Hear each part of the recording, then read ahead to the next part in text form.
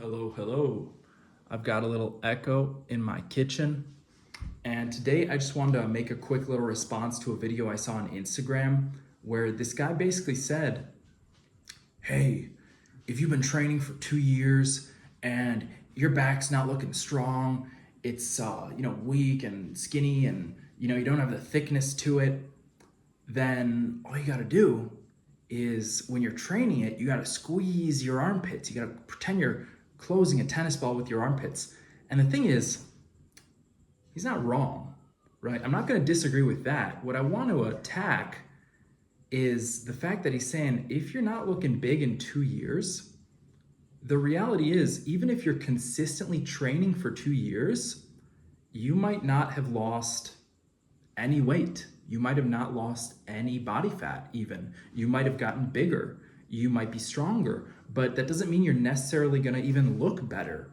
When it comes to looking better, when it comes to looking strong and having that thickness, in his example, he showed a picture of a guy he looked kind of skinny fat, at least kind of fat. I don't know if he was skinny fat or fat, but the second picture, the after picture, was this like much skinnier guy.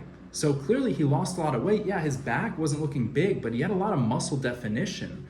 So, okay, fair enough. We want to get big and strong. I'm not arguing with that. The thing is, if you actually want to get big and strong, it's not going to happen in just 2 years. Usually, you're going to need some sort of foundation. And a lot of people, they come out of their teen years into their, early adult years, and they look very mature. And one big reason for this is they're very involved physically. They're either, helping their parents, they might have a job they've been working, doing some physical labor, or sports. Sports is like a huge thing. People who play sports, people who are physically active, they're naturally going to have more developed muscle because their muscle's been doing more during that time. Me, I was like stuck on the computer until I was 22 probably 22. So I was always being lazy. I played a little bit of sports, but I never did enough to have that foundation of strength. My muscles never really developed that much. Even though I'd go and lift weights, I was never really that developed. And so when I saw this post, I just felt like I had to respond to it because the reality is you do need to train.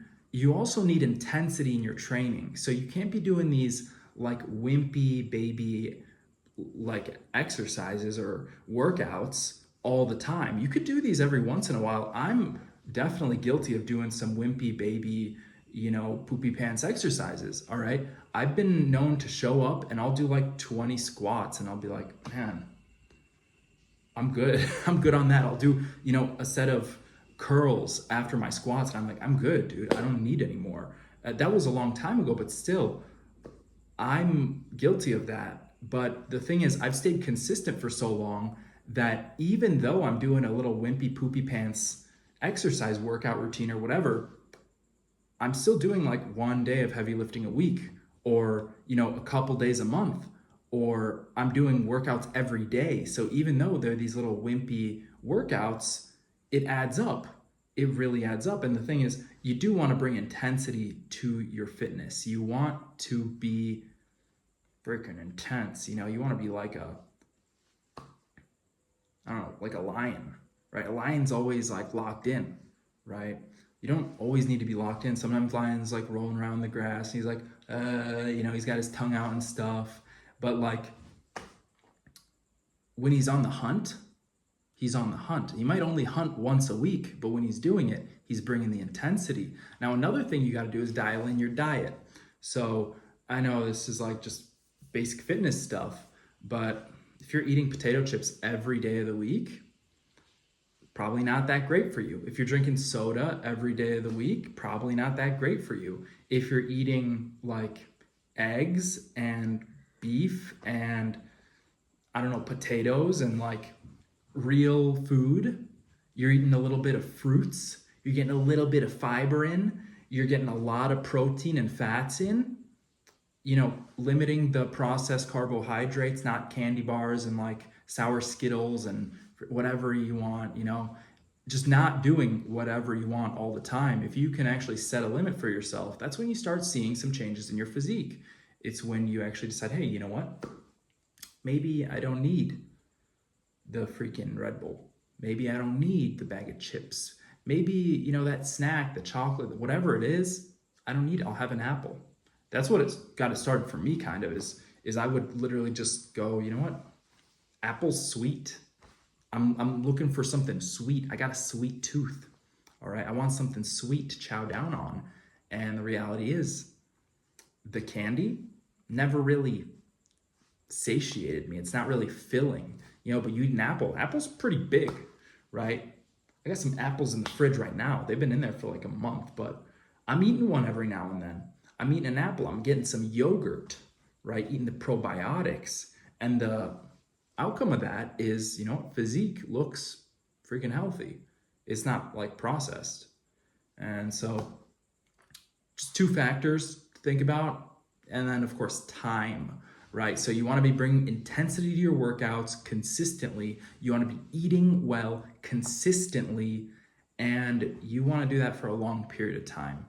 And what happens over time is that you actually can recognize your own mistakes, your own faults.